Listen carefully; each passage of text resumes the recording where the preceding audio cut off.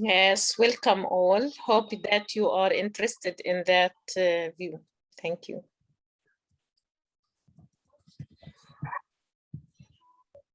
المشكلة في أذان حولي يا شوقية، مش عارف أحكي. صحيح، الآن بقرأ لصلاة العشاء. Okay, Mr. Ron, you know, we have to expect, you know, more people to come in the next hour. There is some confusion, so we can start in 5 minutes, but here behind me there is a call for a prayer, you know, so let's wait 5 to 10 minutes, please. So not a problem, not a problem. I was confused too, so I have all morning for you, so not a problem. Okay, my friend, because more people to come. Some people, they have some family circumstances, university circumstances in Egypt. Until now, we have some professors, they are still teaching at this time, you know, 8 p.m. at the university. So yeah, I understand. Not a problem, not a problem.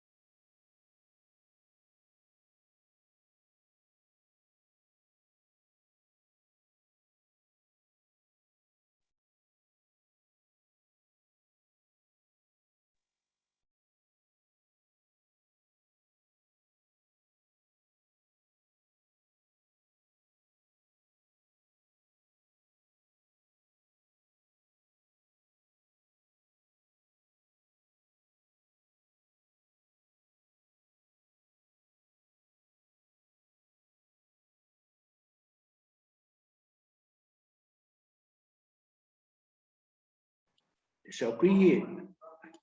نعم أستاذ. مسكر المايك، سكرت المايك حضرتك. يعني عمم على المجموعات. عممت ولا يهمك.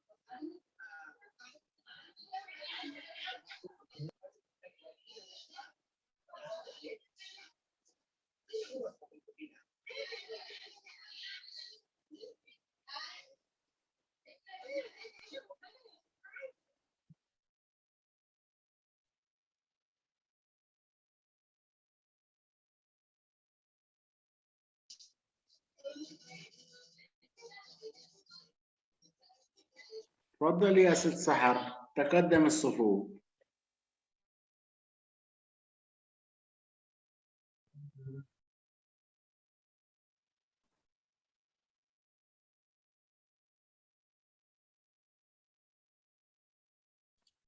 مرحبا يا ست سحر، تقدم الصفوف. متى نبدأ؟ خير على الجميع. السلام عليكم ورحمة الله وبركاته. عليكم السلام ورحمة الله وبركاته. حياك الله. Mr. Ron, we welcome you in our association. We're very pleased to have you here with us. أستاذ بلش إذا بتحب. Okay, so we can start now, right? Okay, let me share my. Okay, would you stop sharing, Shawkiya, please? We can start now, Mr. Ron. Is that okay with you? Absolutely, absolutely. Okay, okay, just a second, please. Okay. So just let me know exactly when to start, and I'll go ahead and start. Okay, okay. This lecture will be recorded. Okay, I welcome you all. I am Amir Al-Azim, President of Arab Translators Association, ARTA. I welcome you all, professors, academics, translators, interpreters, linguists, students, and dear guests. Today we meet from all countries to listen to our guest speaker, Mr. Aray, who is the president of the Association of Official Translators and Interpreters from Costa Rica. Get to know each other, engage civilizedly, and build bridges of communication. This is our historic opportunity. Let us seize it. The translator is a civilized ambassador between people and peoples. We are at the Arab Translators Association are concerned with collaborating with universities, translators associations, organizations, embassies, consulates, institutions, commercial companies, translation companies, publishing houses, law firms, academics, trainers, and lawyers, hosting translators, scholars, academics, trainers, heads of translators associations, and honoring distinguished people and implementing training and translation projects. We have a media force of 10 million, of which 100,000 are translators, linguists, and academics from all countries, and we are known in 200 countries and islands. Please don't hesitate to call me anytime for cooperation of mutual interest. Let me now welcome Mr. Aray and ask him to present his valuable lecture. The floor is yours, Mr. Ron. Thank you all. Thank you very much. Thank you very much, Mr. Al-Azim. And thank you very much for the opportunity. I know that for some of you, it is quite late in the evening. As well, here in Costa Rica, it's early morning. So I truly appreciate your time. I also want to acknowledge that my very dear colleague and former board member of Antio, Ms. Claudia Agüero, is joining us. She's on the line in this conference as well. So I really appreciate her presence here. Listen, my intention today is to provide a truthful perspective of my experience as a conference interpreter with a brief snapshot of what our world of interpretation was like before the pandemic, how our world has changed over the past 2 years, not just from the technological perspective, but also from a personal, professional, and knowledge perspective. This has been like a change of mindset, a new focus, if you will, on our craft that redefines the direction in which we are headed. Now, please allow me just to share a little bit about myself so you know who I am. Originally, I am an electromechanical engineer with over 15 years experience, field experience in industrial automation and turbo machinery. I also have about 33 years experience in the field as a translator and interpreter, English, Spanish. I also have postgraduate studies in administration and international relations. I constantly collaborate with businesses, governments, national and international organizations, including multiple UN agencies. I also lead an agency of several multilingual professionals that covers the needs of our clientele in and outside of Costa Rica. And I was recently, very recently appointed as chair of the Association of Official Translators and Interpreters of Costa Rica, which just celebrated its 25th anniversary. As all of you are aware, our beautiful world of interpretation until recently was almost immune to global crises. We could almost consider that our face-to-face work was very structured, maybe a bit mechanical. Normally, we would drive from our homes to our job site, either a hotel, conference center, or some other sort of venue. And as we would drive there as if we were in a Formula One race. The streets were jam-packed, accidents here, another one over there. Finally, we would arrive at the site. Once there, we would sit in our assigned booth, greet our fellow booth mate, get our computers out, our reference materials. The technical staff had obviously already set up everything. We would place our headsets, 1, 2, 3 testing, 1, 2, 3 testing. Okay, ready. We would take a quick sip of our delicious cup of coffee. We agreed who starts first, and the event begins. If we had any issues with our equipment, our technician came in and did the wonderful magic and problem fixed. Absolutely wonderful. If you ask me, it was a very personal world. We had time to chat with our booth mates. We would share some battle stories since the last time that we saw each other. A quick joke here, a quick joke there. It was a world full of great camaraderie. It's a routine that I believe that most of you recognize and appreciated. It was also absolutely amazing and even glamorous when we traveled to interpret. I'm sorry, I think there's a microphone open. Yes, sorry, I muted all. Yes, sorry, Mr. Aaron. You can unmute yourself because yes, I muted all. Okay, thank you very much. Trust me, I know this happens. This happens to me every day, so I understand. So as I was saying, it was absolutely amazing and even glamorous when we travel to interpret. When our clients pay us to travel and interpret in a congress in some far away and beautiful destination, it is simply unfair to complain about our jobs. My beautiful wife reminds me of this every single time that I try to complain about some conference in some faraway tropical beach. The pre-COVID world was a world where remote interpretation wasn't too generalized.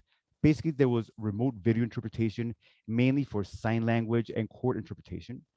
There is also over-the-phone interpretation, popular with call centers. But simultaneous interpretation for high-level meeting via internet, never. Unthinkable. Maybe small meetings with consecutive interpretation via Skype were a bit more common, at least in my case. I remember discussing years ago the remote possibility, and no pun intended, of being able to interpret virtually from any part of the world. But the platforms that we currently know today simply did not exist or were not well developed, much less options for proper relay or handover. But then the bad boy of 2020 came strolling in with its crippling restrictions and quarantines. Suddenly, our world changed abruptly and radically. The interpretation sector globally was a sector within our industry that was hit the hardest by the pandemic. Obviously, many language agencies were shut down and forced to terminate contracts with the great majority of their interpreters and translators. Many independent interpreters and freelancers suddenly saw an absolutely dark and uncertain world unfold. Our world of conference interpretation down to zero. However, tech companies that had some sort of development in virtual platform technologies saw their opportunity shine, and their doors were all of a sudden wide open. Remote simultaneous interpretation, or RSI, as you well know, was here to save the day, literally. Video remote interpretation and over the phone interpretation was also made in some important progress. When businesses and our clients slowly started to open up and were forced to adopt this new virtual world, we also, the interpreters, had to quickly adapt, educate, and truly venture ourselves into this 100% virtual world. This virtual world is extremely impersonal, if you ask me. We are normally confined to our homes, small offices, or a small sound studio for those lucky enough to have them. Today, our routine is that we wake up, grab a cup of coffee, open up our computers, open the app, and we're ready to go. Zero, hey, how are you? Zero bad stories, zero jokes. We quickly found out that the virtual sessions were a lot shorter, maybe 1 to 3 hours tops, but split into several days. We have also seen that virtual sessions are a lot more intense, a lot more concentrated and condensed. Agendas are extremely tight. These virtual sessions, such as this one right now, forces interpreters to be tremendously focused because we are now responsible for many other things that we did not do in pre-COVID times. For example, we need to make sure that when that we are on the correct language channel, for example, in Zoom, we need to constantly check the chat box in case there's a problem, or maybe someone posts a specific message or question for the interpreter. Hey, we can't hear the interpretation. Also, not all participants or speakers will have a reliable internet connection, or they simply refuse to use a basic headset and they end up using the computer microphone with horrendous echoes. I believe that everyone or most of you know exactly what I'm talking about. We also have to deal with participants with open microphones. I'm sure that we all have interesting stories of things that we have heard and seen as interpreters. Like this one time last year, I was interpreting this very high level meeting with the UN agency via Zoom. Many of the participants had their microphones open, and all of a sudden I hear what I thought was someone pouring water into a glass until they flushed the toilet. I could not believe it. I really felt embarrassed for that person and for the organizer. But things like this can happen. All this additional background noise creates an absolutely brutal auditory stress on the interpreter. We're forced to increase the volume of our headsets just to make out what a person is saying, besides the constant issues with internet connectivity. I haven't even mentioned what many of you, dear colleagues, have already experienced with this virtuality. People speaking with their masks on. It's almost impossible to clearly understand what they're saying. This is made even worse when the same person that's wearing a mask is using the computer embedded microphone in a large conference room. Ugh, it's truly impossible to understand. Now, this, coupled with a slew of factors, forces us to be more proactive in our virtual world. We simply cannot sit down and wait for the virtual technician to magically fix our problems. We have to take control much more than before so that we can provide a service of quality. Now, the digital platforms that we once knew were very popular for having online meetings, but were not precisely adequate to provide a proper virtual interpretation. Before the pandemic, some of us used traditional and popular online communication platforms, such as GoToMeeting, Skype, and Link, to provide basically consecutive interpretation. And with a little bit of magic, we were able to provide some sort of quasi-simultaneous interpretation. Of course, we needed 2 computers and 2 different accounts to provide that simultaneous interpretation via GoToMeeting or Skype or Link. We had constant bandwidth consumption issues, which was simply outrageous, and connectivity was simply awful. Obviously, relay interpretation under this modality, unthinkable. I personally worked like this for a few international clients for several years, and honestly, it's not the best experience. I must confess though, pre-COVID, my internet was pretty basic, sufficiently to run Netflix and a few apps on my Apple TV. With COVID, I believe that most of us were forced to improve our internet speed and had to include at least 2 independent internet providers due to redundancy, at least for interpreters. Let me just have a quick sip of my coffee. Now, Skype, as all of us well know, completely dominated video conferencing for over 20 years. Microsoft launched Skype for Business, but wasn't too successful and is now obsolete. Now Skype for Business calls are managed through Teams. I'll post an interesting article in the chat that may be of interest to everyone about this. Teams, just like WebEx, I think that most of you might know these platforms, are very robust platforms in their own right, and even offer a type of voice recognition, transcription, translation, similar to what Google offers. But it's not the best option to provide a reliable interpretation. Kudo and some other firms do offer plugin options with Teams, but it operates as a parallel platform and is not really considered as a fully integrated solution. Honestly, for the greater good of our language industry, I truly, truly hope that we can see greater development efforts and substantial enhancements in these types of options. As I mentioned before, developers that were experimenting and developing virtual conference platforms with some sort of interpretation functionality pre-COVID finally saw the day come with COVID-19. They prioritized their efforts to fully grasp this moment. A very tangible example of this is the platform that we are using right now, Zoom. Very few of us, at least on this side of the planet, have ever heard of Zoom before. What was Zoom? But Zoom quickly established itself in a matter of a few months as the king of virtual platforms. Plus, it offered a very basic interpretation functionality. Platforms such as Kudo, Interprefy, VoiceBoxer, Interactio, Speakus, Verspeak, and many others are solid platforms that were designed and created with the interpreter in mind. I'm sure that many of you interpreters have heard and probably used these platforms already.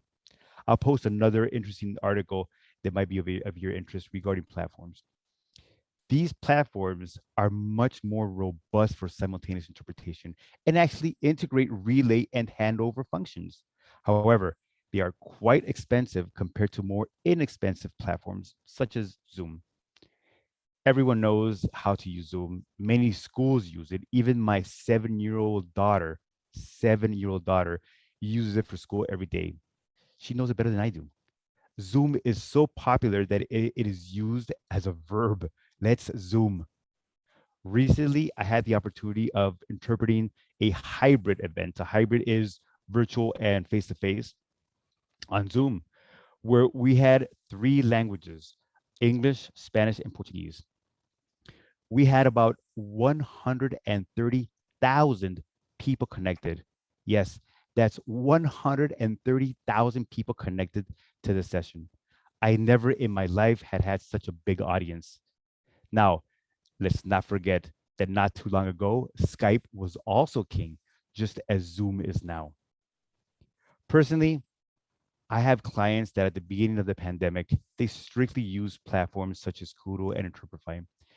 But I believe that the ease of use offered by Zoom and certain technical issues from the other platforms, and let's be honest, the higher cost of the other platforms have swayed clients to prefer platforms such as Zoom more and more, albeit its very limited interpretation capabilities indifferently of the perceptions of security risks that Zoom may have.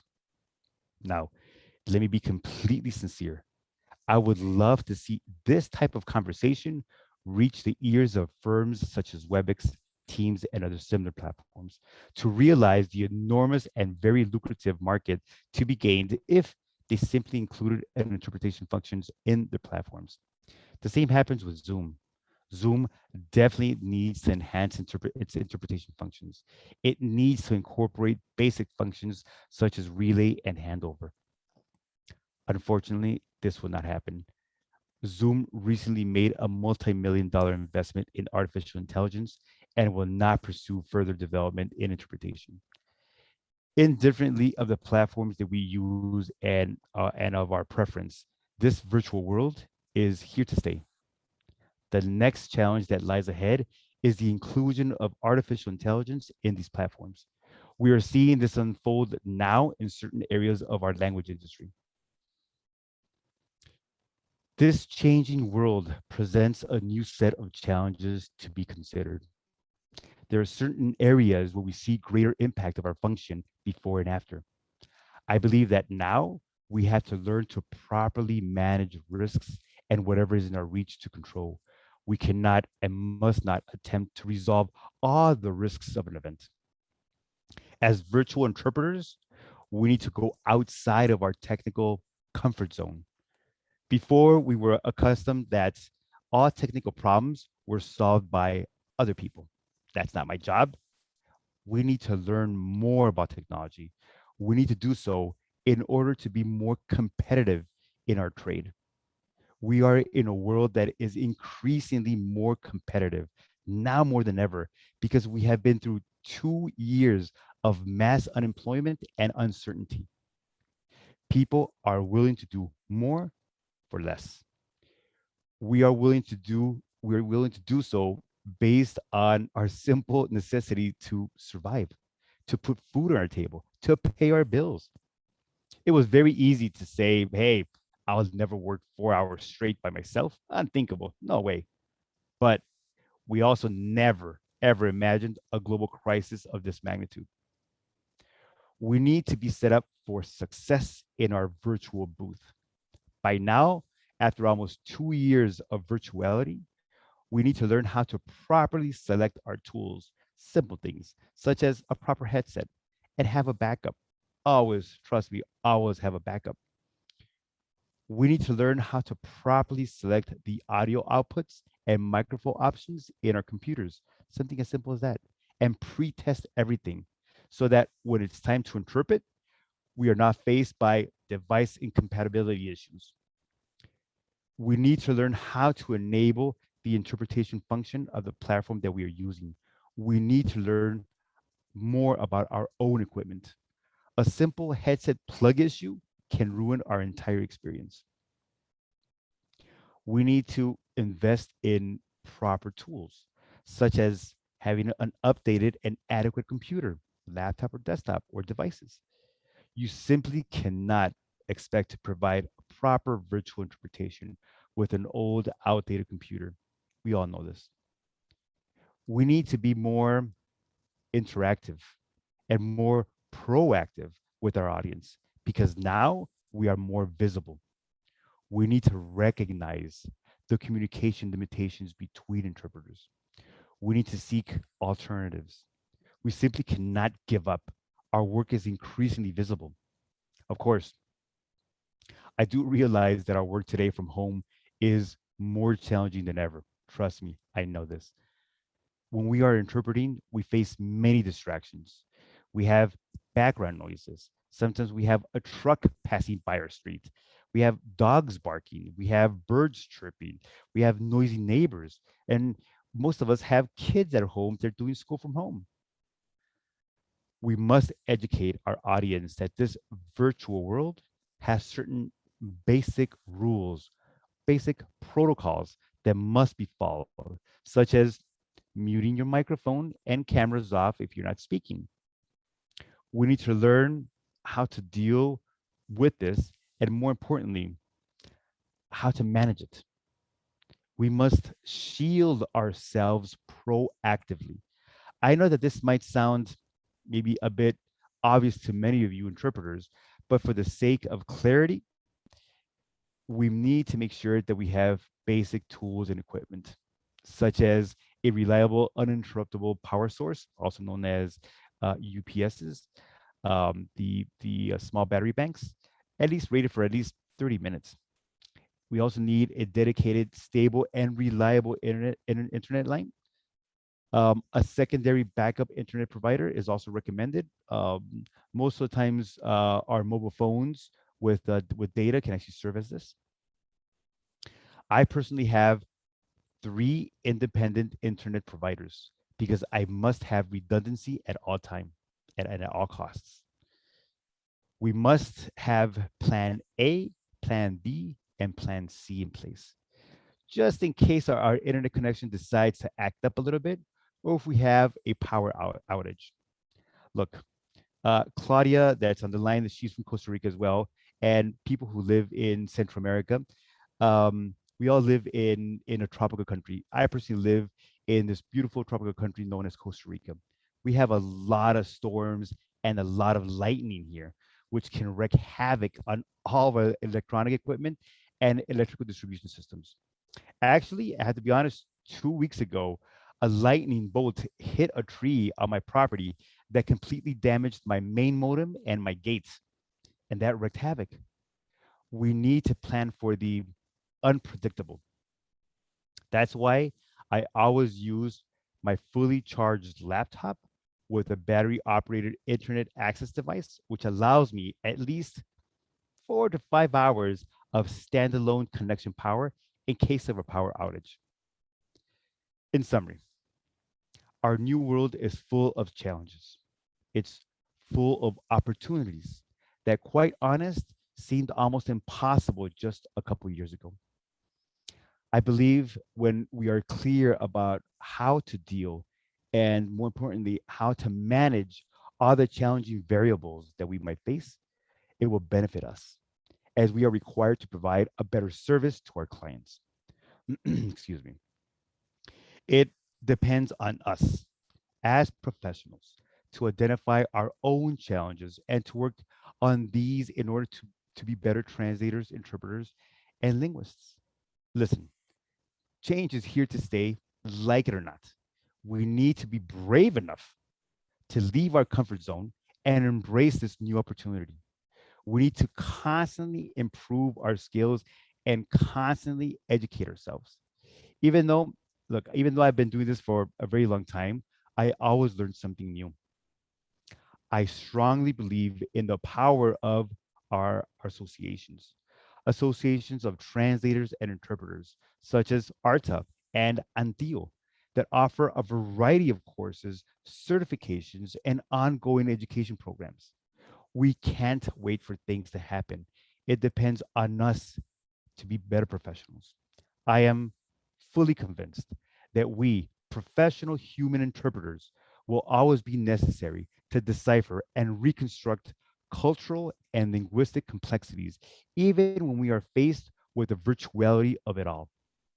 Want it or not, we need to adapt and adopt ourselves to this new world. The fusion of worlds, real and virtual, opens greater possibilities, which obligates us to educate ourselves and improve our talent with the sole purpose of becoming better professionals. Thank you so much for your attention. If you have any questions or comments, please let me know.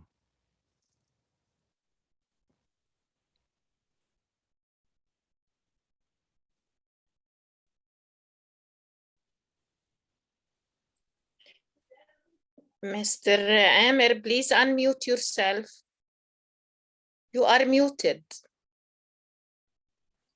Mr. Amir, can you hear me? Please unmute yourself. Mr. Amir, we don't hear you.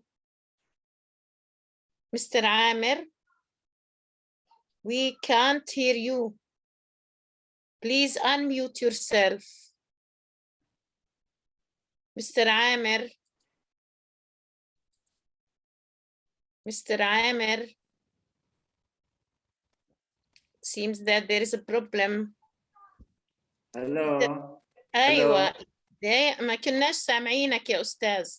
انت ما نعتيني بعد مسكر ثمك شو اسوي؟ المهم. لا Okay. Okay, thank you, Mr. Ron, for your valuable, well-presented lecture.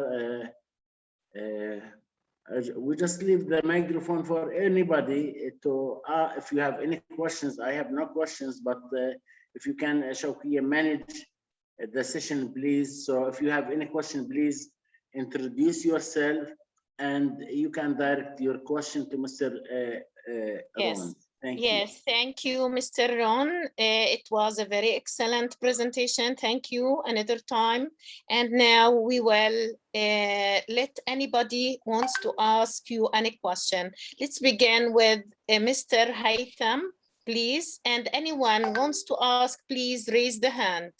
Yes, please. And introduce begin. yourself, please. Very important to introduce yourself. Yes, please. Before that, Mr. Haytham, introduce yourself, then ask what you want.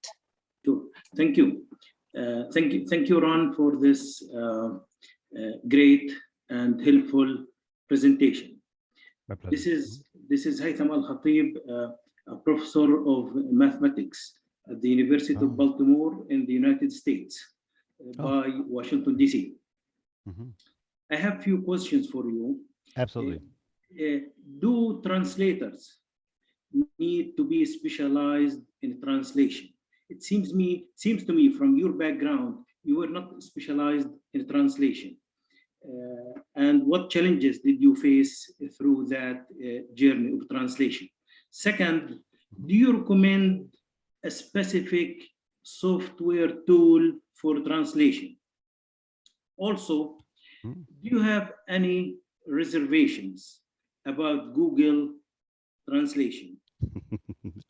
That's a tricky question. I do use that. I do use that, in fact, and I want to hear from you if it's authentic and if you have any reservations about that. And my last question, what is your #1 tip for new translators? Thank you. I'm sorry, my number one? The question #1, do translators need to specialize in translation? Okay.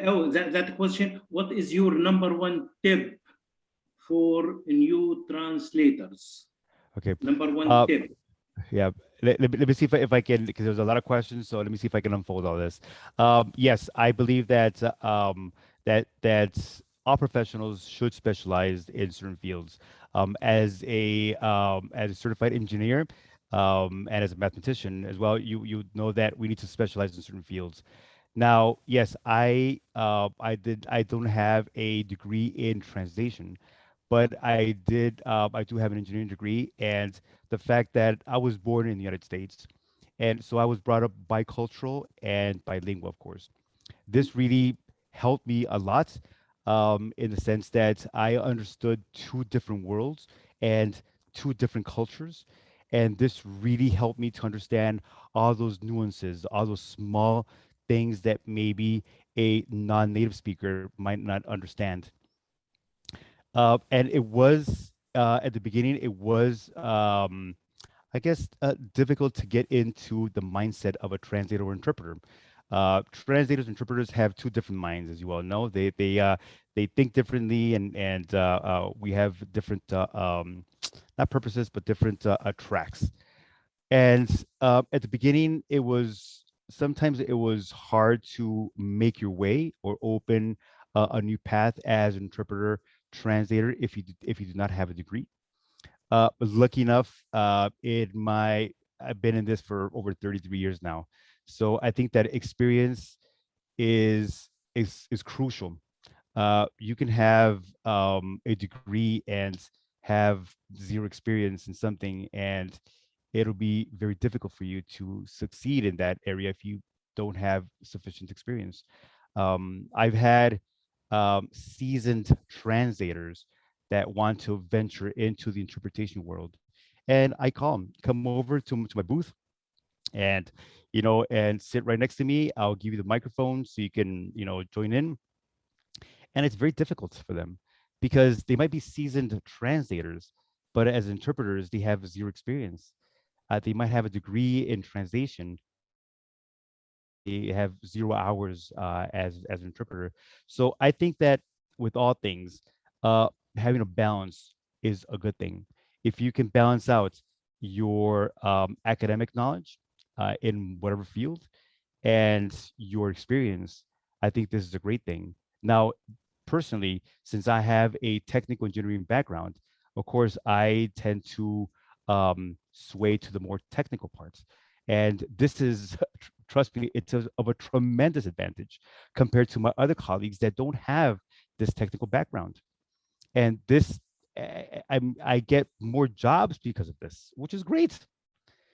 In regards to the softwares, now let me open up the window for my cat that's bugging me right now. In regards to the softwares, listen, there's many different softwares out there. There's a lot of different platforms and softwares that actually assist. They're called cat tools, and they're very good. They're very robust. And nowadays you're almost forced to actually use these, and it's very recommendable to actually use these. It really helps with your work. It makes your job easier and faster. So I truly believe that whatever software platform that you want to use them and excel in them and really learn how to use them.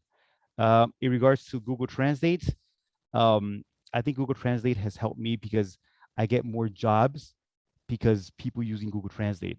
So they and not just any, sometimes companies, they actually translate their entire manuals in Google Translate, print it out, and then their customers complain because they can't understand anything. So then they call me, Ron, can you help us to retranslate this document that we translated with Google Translate? So to me, it works out for me because I get more jobs because of that.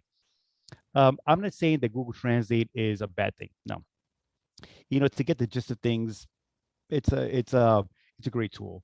But honestly, I've spoken to several colleagues of mine and from around the world. Google Translate will never replace a human being, at least for now. And I don't see this again for a simple, hey, how do I say this, or to get a quick understanding of what they mean. That's fine. But for serious translation, where you're going to translate a decree or a piece of legislation or anything serious, I would not recommend it. And I've spent more time trying to edit Google Translate documents than the actual translation itself. The other question was? My other question was, the last one, what is your #1 tip or advice for new translators? Yes. Oh, that's a very good question, to be honest. I think it's first off, it would be perseverance. You need to don't give up. Just keep on doing it. And education is a big part of this as well. You need to educate yourself. And I'm not saying go get a PhD in translation interpretation. If you can, go ahead and do it. But I think that there's, like I mentioned before in my dissertation, that associations are a great means to revise and update our knowledge on certain things. So get those courses offered by associations like Arta and Antio, and take these courses. Up your knowledge, get that experience, get that knowledge. That in pandemic times, a lot of courses were free actually, and they're great. So I think that would be my #1 tip. For there's many different tips, but I think that would be my #1 tip to constantly educate yourself and learn new things within the trade, of course, because this will help you in the long run. It might not seem that way, but it will help you. Hopefully I managed to answer your questions. Yes, thank you very much, Ron, for this helpful information. It is an honor to have you speak to us today. Thank you. Thank you. The honor is mine. Thank you. Yes, thank you, Mr. Haytham. Thank you, Mr. Ron. Now let's come to the other question with Mr. Alendi or Miss, maybe? Mr. Thank you. Mr. Sorry, sorry. Well, Yeah. thank you for the fine presentation, Mr. Araya. We Thank you very much. appreciate it very much, very informative. Thank But you. I didn't get everything, and it was a timing issue. I simply, I'm very happy to be among esteemed colleagues like you. I am calling, I'm coming in from Florida. Oh, okay. And I was wondering if for future webinars or seminars, if it wouldn't be a good idea to indicate the time also in Eastern time, New York time, when you're advertising for the seminar, because some people are probably, I was under the impression it's starting close to 1 p.m. Eastern time. So I came in a little late. So I think that might be a good idea for those who are in charge to consider that. Also put the New York time, and from there it's easier for people to figure out the time of the Tell us more about you, Mr. Alendi. Can you just give us a brief introduction about you, please? I am a professional translator with 20-some years of experience.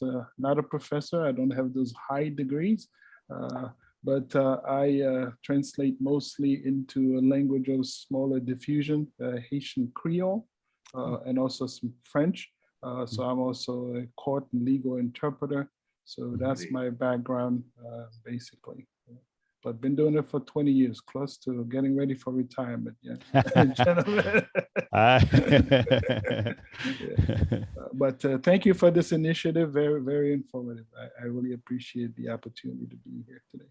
You know, we are interested. You know, Mr. Ron, he's the number 5 president of Translators Association. We are hosting. We have hosted, of course, you know, tens of Arabs, but we host also non-Arabs because we are. You know, we are interested to communicate with the other, to engage with you, with the other, to understand, to different do perspectives. business with. Yeah, So, absolutely. No, very, very much appreciated, and I'm sure translators everywhere worldwide appreciate this initiative. Very nice. Appreciate it. Thank you very much. That's all the requests I had, basically. But thank you for the opportunity. okay, you are welcome, sir. Yes, Shawkiye. Yes, thank you, Mr. Alendi. Now let's come, sorry. Let's come to Shireen, Miss Shireen. Miss Shireen. Hi, can you hear me? Yes, we hear you. Please introduce yourself, then you can ask any question you want. Thank you so much, Ms. Shawaya. First of all, I would like to thank you, Mr. Ron. And for me here right now, it's good evening. I don't know about the time where you are, so forgive me for that. Let me introduce myself. This is Shireen Rasheen from Egypt. I'm a legal translation and interpreter. Lately, I am a legal translation instructor, and now I am, you know, like focusing more on teaching, translation, and interpretation. I'm completely with you with the idea that the virtual world is here to stay, and that virtuality is full of challenges, yet full of opportunities. Yes. But I want to ask you about your, let's say, vision or opinion, how this virtuality could affect positively and negatively on teaching and training new generation on translation and interpretation. Well, that's an excellent question. I believe that this virtuality, I think that we've been seeing, I guess, kind of like a taste of this virtuality for some time now. If we see since the invention of iPhone, we see that most people, you know, tend to be socially isolated. You see kids and adults, you know, they won't engage socially. They're in like on their phone, and I think that virtuality, like I mentioned, is quite impersonal. I'm all for virtuality, to be honest with you. I love technology. As an engineer, I love technology, and I think it's a great tool. And like I mentioned before, it's like in my face-to-face jobs, I've never had an audience of 130,000 people connected in a session. So, but the virtuality actually allows for that. So I think that with virtuality in an educational setting, I think will have its consequences. I think that education is not just about the professor spewing out materials for the students to hear. I think it's more of an interactive issue that, you know, people that they go to the classroom, they show up, they have interaction with other students, with teachers. I think that that human connection, face to face, to me is very important. Of course, I am Latin, so being very close to someone is very important. You know, I think it's part of who we are, and I think that, and as humans, it's very important to have that social interaction.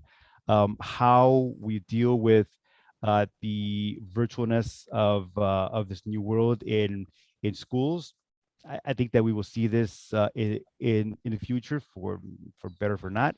I think that we have to realize that Zoom, for example, is not the solution to everything. You know, it's just a simple gateway for right now, a simple tool to actually have access to this.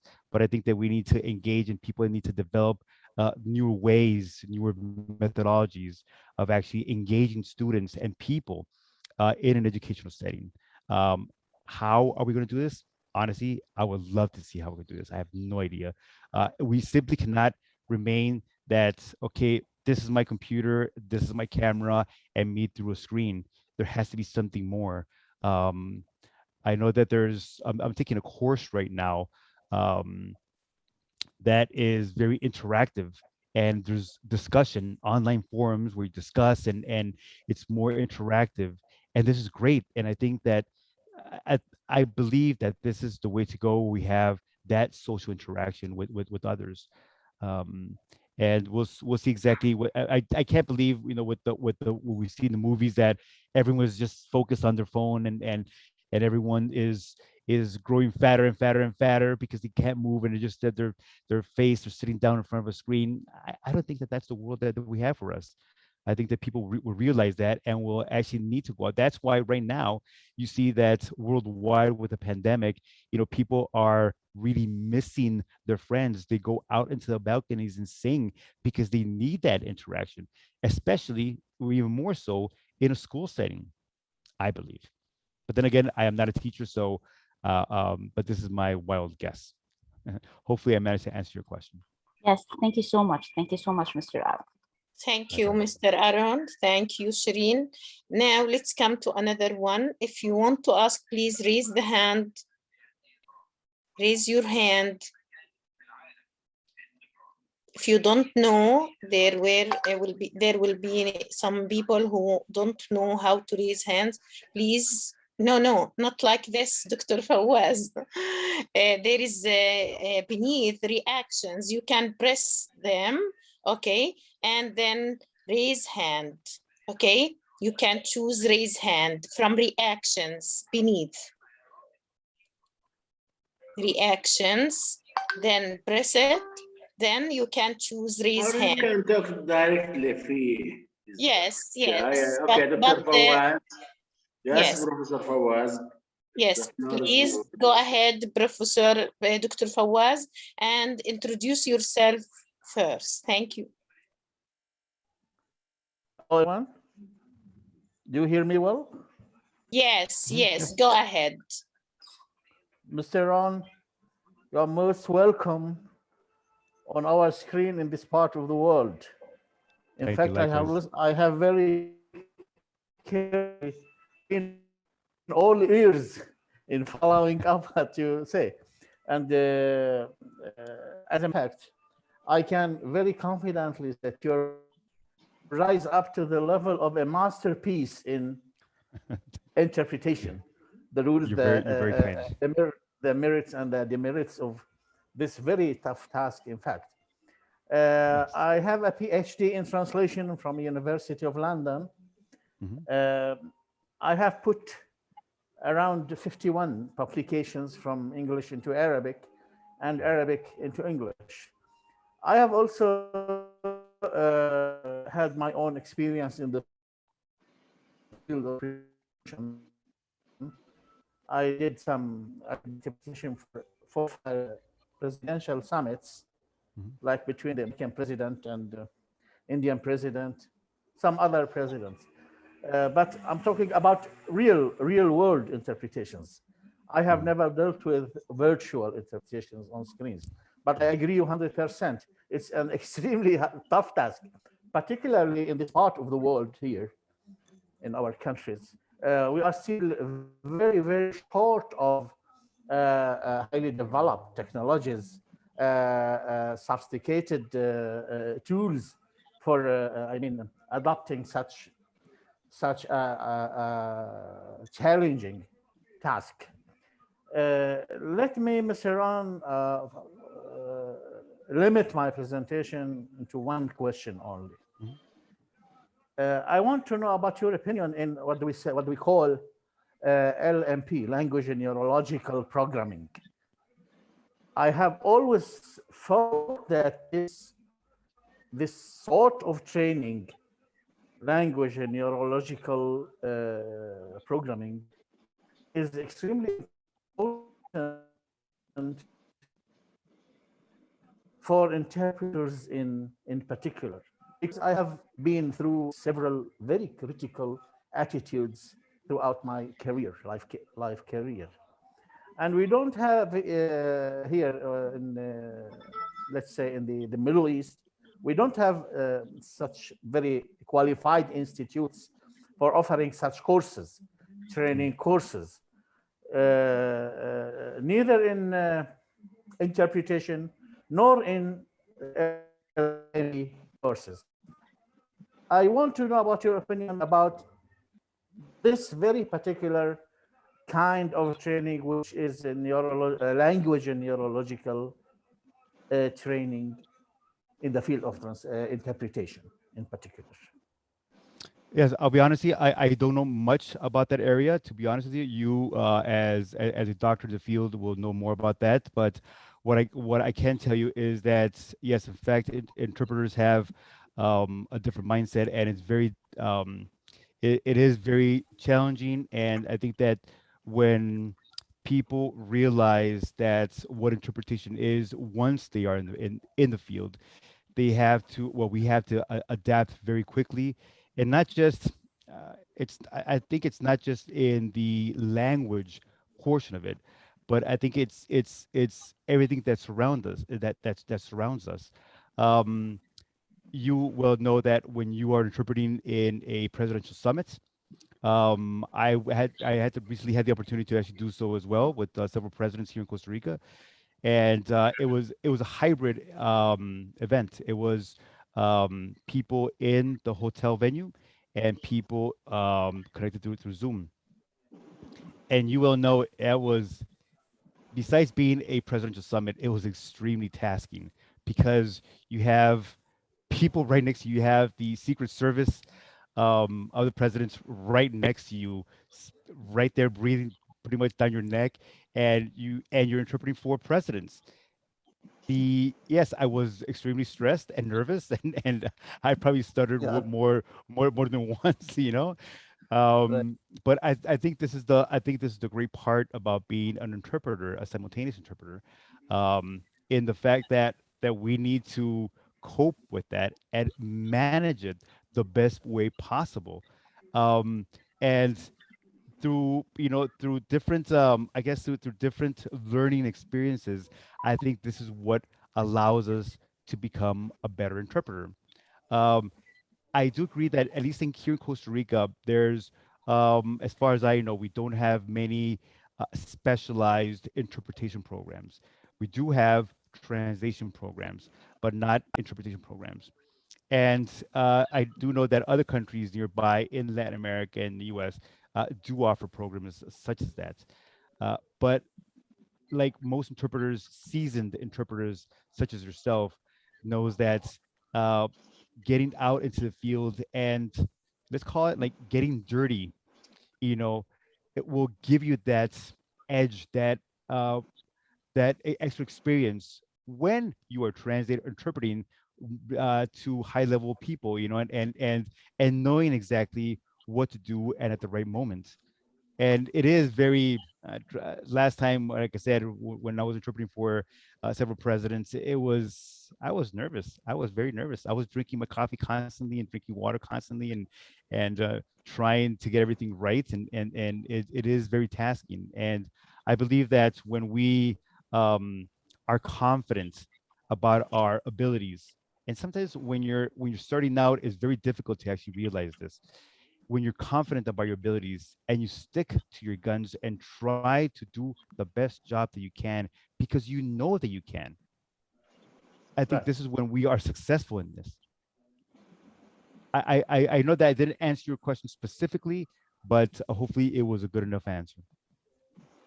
Okay, Mr. Ron, really, I highly appreciate your reply and your presentation. Now, just one other question, small question.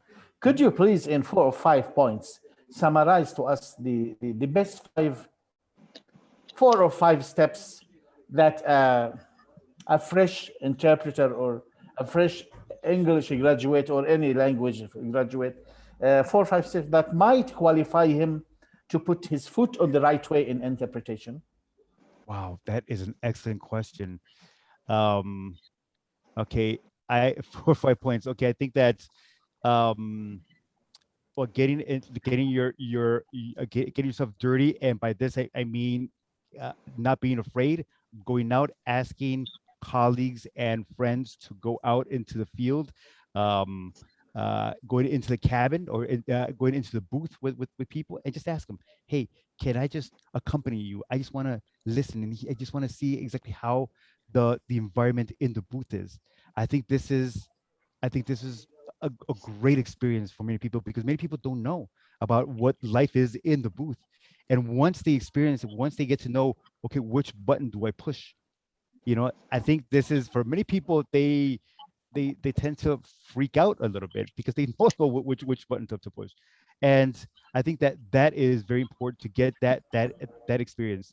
Another one would be ongoing education. There's so many different courses from the AIAC, from Artan, and many other associations that offer, like I said, you know, great courses on interpretation, simple things like voice management. Okay, and sometimes interpreters, we don't, you know, we think that we're invincible, where, you know, we could. No, I recently took a few courses on voice management and how to take care of our voice. You know, and many people, many interpreters don't realize this is our most important tool. We need to take care of it, you know. And I think that if we need to, if we can learn this from the very beginning, from when we're starting, you know, we could become better interpreters and use our voice properly. Another point that I can indicate is don't think that you could do this by yourself. I think that you need to gather or be surrounded by people who support you, that are willing to help you. And there are many seasoned interpreters, such as yourself and many others here, that are willing to actually help a new person, a new interpreter, get in line. And you know, I feel that I feel that, and maybe you feel this way as well. I think that sometimes it's our duty to do so, because this is the new generation that's coming. And sometimes when you, and I'm sure this happened to you and many others, when you hear a brand new interpreter come out and do their job, and they're stumbling and they're, you know, they're missing things, and those long silences, and you tend to feel not sorry, but you're like, oh, I know that was me a few years ago, you know, and it hurts. So I want to, it's almost my duty to help them out, you know, and to assist them in any way possible. I know there's many other points. Another point could be okay, that was a very good question, actually. Another point would be, I would say, well, now in the virtual world, okay, that we are forced, and I know, like you said, at the beginning, it was very difficult because with Zoom or Kudo and Interpify, there's so many buttons, so many things that are very challenging. When you had to turn up the volume just to hear someone saying something, and if they're wearing a mask. So getting to learn these new technologies, I think would only benefit us as professionals, because when you think that you are the best of the best and you have nothing else to learn, that's when you tend to fail. And just as I and many others, we learn something every day. And if you learn one thing, just one thing, I think that'll help you be a better human being, of course, but a better professional. And being a better professional means that more people will call you for jobs, and means that you have a much better life. Mr. Ron, do you yourself use a stenograph while you are doing your interpretations? And do you recommend using a stenograph by interpreters in particular? I honestly, I have no experience in that. I do not use one. So I wouldn't be able to say. I probably now that you mentioned, I probably will venture into that and see how it goes, but I don't use one.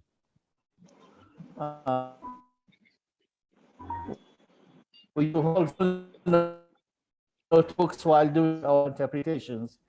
This stenograph way or manner to facilitate keeping certain phrases or certain words in mind and refer to them when you will do your own interpretation or reply to certain questions.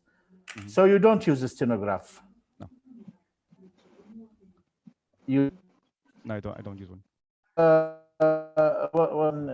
last thing I want to say that I recommend to all those who are with us now, our audience, to have this invaluable lecture as a reference for every one of them, to have it recorded and kept and revised until it's learned by heart. Thank you very much, Mr. Ron. You have been magnificent. Superb. Thank you very much. Splendid. Yes. Not at all. Thank you, Dr. Fawaz. Thank you, Mr. Ron. Thank you for both of you. Now, Ms. Rania Hanania, can you hear me? Ms. Rania? Yes, speak in Spanish, Rania, and welcome Spanish speakers as well. Yes, please introduce yourself first, and you can talk with what you want. Go ahead, please. Thank you for this appreciated conference. I wonder how is the translation in Costa Rica for Arabic translation, since we are... Yes, Ms. Rania, please. Ms. Rania, please introduce yourself. Okay. And keep your Sisan away. I am Palestinian and Arabic Spanish translator accredited by the Peruvian government with more than 24 years of experience in Peru. Also, I do realized translation and conferences about Arabic culture, Arabic language. I provide capacitation to government, especially for international conferences and international issues, such as now we are going to prepare all the businessmen who are participating in the Dubai Expo for 2021. So I'm pleased to be among us, among all of you, and please. You can speak in Spanish, Rania, to welcome our Spanish guest. Well, I already, ya hemos hablado, me he presentado con señor Raya. Es un placer tenerlo. Y como le dije, no sé cómo es el tema de traducción en árabe en Costa Rica, como nosotros somos una asociación de traductores en árabe. no sé qué forma podemos ayudar o formar alianzas para poder apoyarlos o haber intercambio de apoyo en traducciones, ¿no? Yes, I will reply in English, okay, for the sake of everyone, okay. Rania, yes, it'll be a tremendous pleasure. I will send you my email address, and it'll be great to establish some sort of association or relations with the Arabic translators and interpreters community in Peru. In Costa Rica, I'll be honest with you, Arabic is not a predominant language. In Costa Rica, we have very few Arabic interpreters and translators in Costa Rica. So it's difficult. Here also in Peru, we only have about 4 accredited. Yes, in Costa Rica it's the same thing. It's not, of course, you have to understand that Costa Rica being in Central America, where we are mainly let's say the main focus, or not the main focus, the predominant languages over here is obviously English because of our closeness or proximity to the U.S. But Arabic is, I wish we had more Arabic interpreters and translators, because it's the most it's the highest paid. I'll be frank with you, it's the highest paid. I know I look Arabic. I wish I knew Arabic. That way I can charge a lot more money and I could buy my wife more shoes, it's like, but it is. Give you classes of Arabic, because I also give classes of Arabic here. Well, I will send you my email, and it would be wonderful to establish some sort of a relation with your association. I think it'll be beneficial for both, and the same thing goes with the rest of the participants. It's being in Costa Rica, obviously we are strong in Spanish, and we have many different other interpreters and translators. And if there's anything that we can do to assist you to establish some, we do offer courses, very simple courses, and I think that having an exchange is tremendously beneficial. Like Dr. Fawaz actually said, being in this world, we are in this. I believe that we're in this world collectively, and by collaborating, I think that we can become better professionals. I think that's the only way. We cannot think, okay, this is me and I live in Costa Rica and no one else exists. No, I just don't. I don't agree with this. I think that we need to help each other out. We need to have more collaboration, because this is now we realize that this world is this big. It's so small now with this virtuality of things. It's we have people from all over the world connected right now. So yes, yeah. Thank you. Absolutely. Thank you, Ms. Rania. Thank you, Mr. Ron. Thank you, Ms. Tamer. Thank you. You're welcome. You can think of holding, courses on Arabic or Spanish to Arabs, etc. The way around. It's good, to think if you can provide us with, let's say, trainers who can hold courses in cooperation with Arab Translators Association. We are open for all suggestions, and we can also hold courses for Arabic for non-Arabic speakers. Arabic speakers, yeah. I agree. Yes, thank you. Thank you. Now, Ms. Hana, please introduce yourself first, and you can go ahead with your question. Thank you, Ms. Shawia. Thank you. Hello, everybody. Hello. Welcome, Mr. Ron, the Middle East. I'm very happy to listen to you today. It was very, very useful presentation. I thank you, really. Thank you. I appreciate that.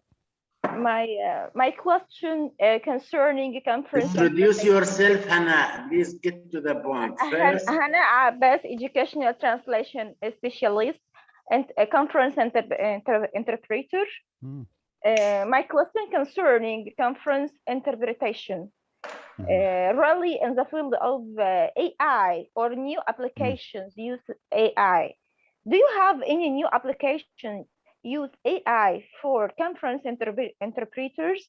I think until now we don't have any recent application use AI for interpretation. I think that we are in a lack and it is unique. So Yes. we really need to design some. Thank you Yes. for listening to me today. Absolutely. Thank you very much, Hannah. As far as I know, maybe I might be mistaken, but someone can correct me. As far as I know, AI is relatively it's relatively new. I have not seen it in conference platforms yet. Like I mentioned, I do know that Zoom, at least Zoom, just invested a lot of money in AI in their platform, not necessarily in the interpretation functionalities though. So I would like to see, I think we have to wait and see exactly how this will pan out in the future. I do know from a conference that I attended from a AIIC that artificial intelligence is being looked into very, very deeply, mainly with problems with deep fakes. Deep fakes are, I don't know if you know, deep fakes are using AI to produce like false information or misinformation, and they're interpreted into different languages. So they basically validate them, but they're still deep fakes. And you can see someone, me or some other person, the president of some country, speaking in a different language, and it's fake. So I think it would be very interesting to see how AI actually will be integrated into the future. It's not in conference platforms, yes, but in the interpretation part. Of course, I can't oversee, but what comes to mind is Star Wars. I'm a huge Star Wars fan, so I think of C-3PO when I think about AI, and I don't think they were there just yet. I don't think that a robot is gonna come and speak in a million languages just yet, because then we have to be very concerned if that happens for us, but it'll be interesting to see exactly how AI would actually be integrated into our sector of the industry. Yes, thank you, Mr. Ron. Thank you, Miss Hannah. Now, if there is anyone, yes. I recommend you put the attendance form, if you don't mind. Yes, I will. I will. The Distinguished Translator Award. شو رأيك؟ Yes, I put it. I put it. الشهادة تميز. Okay, حطي فورم التسجيل. Okay, yes. Please. Yes. Attendance form. And okay, is there anybody who has a question for Mr. Ron? Okay, you can go ahead, or please raise up your hand. Yes, anybody wants to ask any question for Mr. Ron, you can ask, please.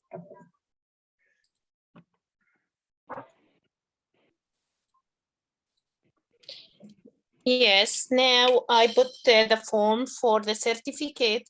Please write your name fully and correctly in English and your email, and the electronic certificate will reach on your email that you wrote in the form. You can now fill it. Okay, I want to thank you, Mr. Ron, for your important lecture. We are very pleased to have you. Yes, Mr. Ram. Tonight. Do you want to share anything? Yeah, I have already shared, right? You see it? No, not the full screen, just 5 PDFs. Just a second. Okay. ظهر شيء؟ في شيء؟ press. استنى لحظة الله يرضى عليك. Okay, just a second. Okay.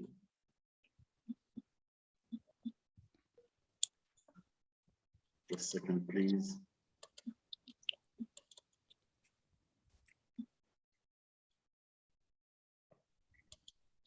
Yes, please don't write your emails in the chat box, just fill it in the form in order to have your certificate on your email.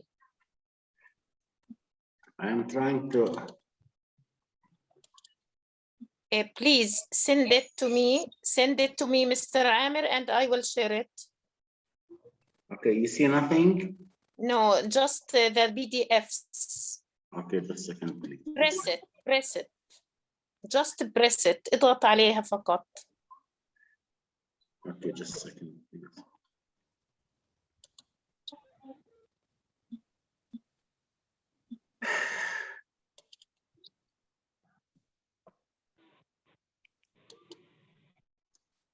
بدي افتح هسه الواتساب بدها مشكلة انا مسكره على اللابتوب. اوكي اوكي اوكي. Just a second, please.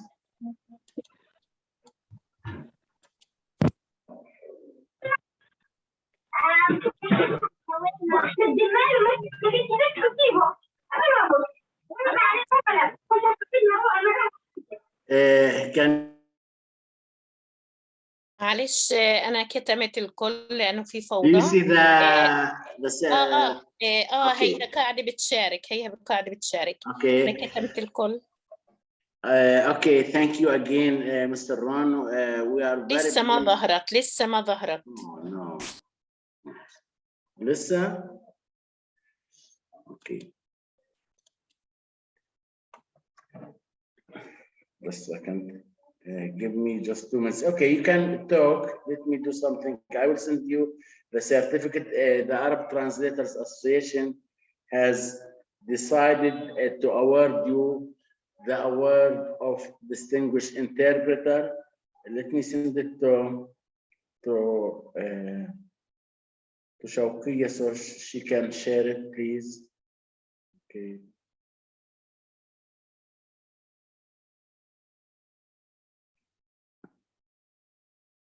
ارسلها أستاذ، ارسل لي إياها وأنا بشاركها. شكل بدور النت من عند عندي ضعيف. فهد ما هو وين؟ شكل النت. Okay, okay. شكل النت ضعيف. Okay, okay. Check your the admin room, please. Okay, it's there. You see it, Shawqiya?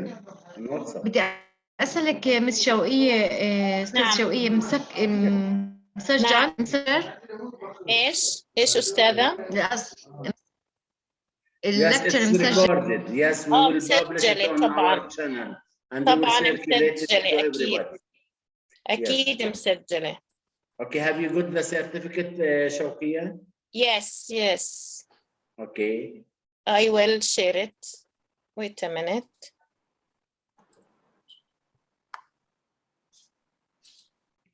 Yes. How are you, Please Dunya? stop share. Stop share.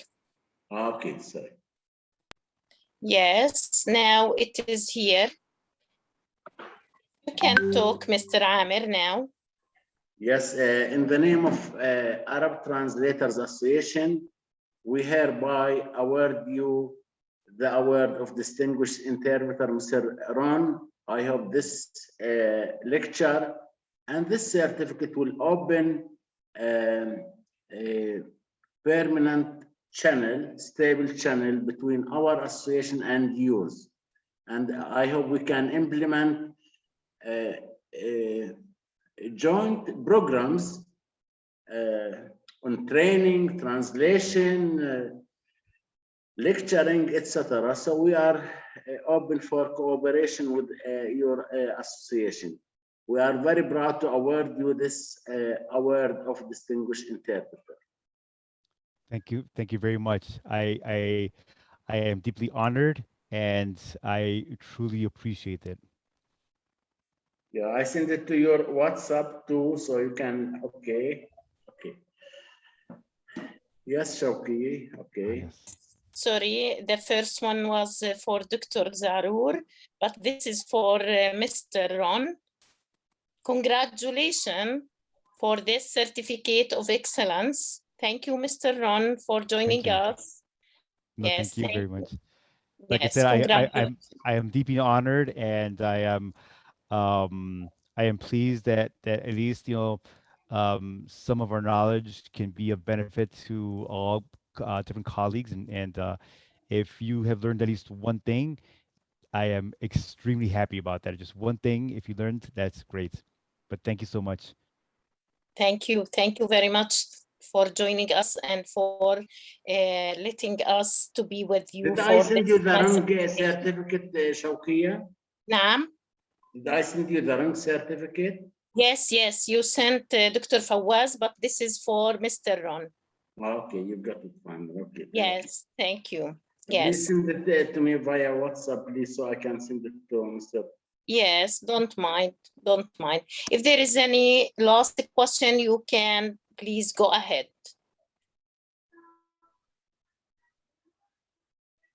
It seems that there is no question. Yes, the floor is yours, Mr. Amir, and for Dr. Fawaz. Unfortunately, I missed the lecture. I had another Zoom, so. Don't worry, there is a recording. I think for the recording, please. Yes, Miss Dunya, there is the recording. You will listen to it and you will get what you want to. Thank you. Yes. Thank you very much.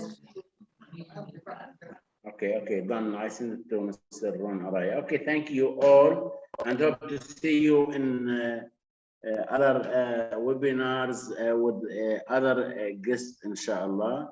So let's keep in touch, everybody. You have our details, and I hope we have delivered a very fruitful, useful, and valuable lecture today. We are very proud of you, Mr. Ron Aray. Thank you all. Thank you very much. Thank you very much. Thank you all for all the participants. Thank you, Mr. Amir, for inviting this valuable and distinguished translator. And thanks all another time. Congratulations. Thank you. Thank you very much. Bye-bye, everyone. Thank you very much. Bye-bye. Appreciate it, okay? Yes, Okay. please Bye. fill the form because we will send the form again, 15 please, minutes. Shawkiya. Yes, after 15 Okay. minutes, we will close the Okay. form. Please fill it. Thank you and good night.